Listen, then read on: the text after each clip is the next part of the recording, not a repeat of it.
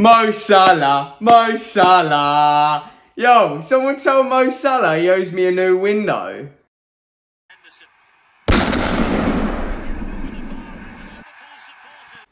50 Cent, Shady.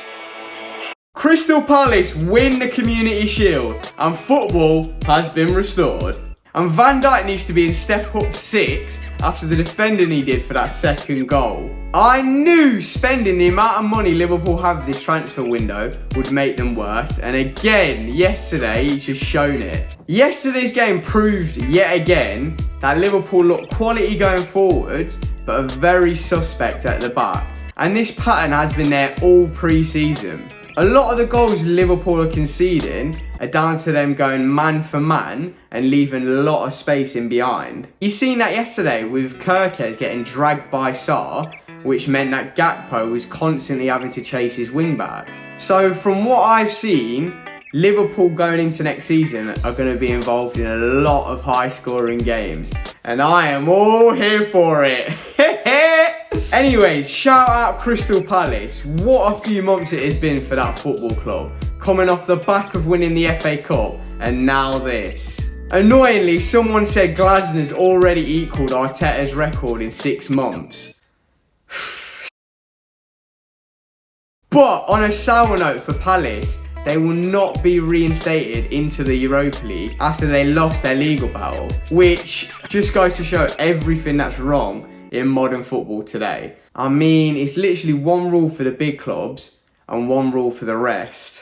It's a joke, absolute shambles, that decision. Now moving on, I don't know if any of you saw this on TNT Sports from a certain few pundits doing their predictions for next season, but according to Joe Cole, Liverpool are apparently the most clear favourites to win the league in the last 10 years. Did Man City not win 4 titles in a row? Did that not happen in the last 10 years? But it's Liverpool who are the most clear favourites. Come on, man. To be fair, you can't take a man that called the Barcelona Academy La Masala instead of La Masia.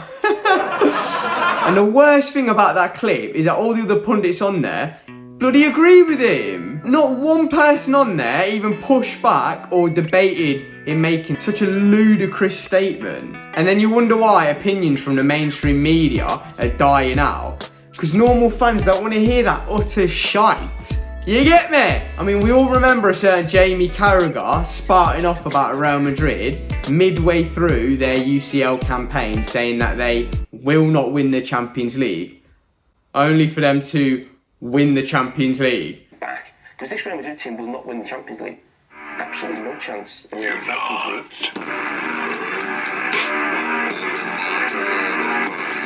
I think most people know by now that when they hear a prediction made by an ex-footballer on live TV, that you can almost guarantee that the opposite will happen rather than it coming true. Hashtag retire pundit predictions.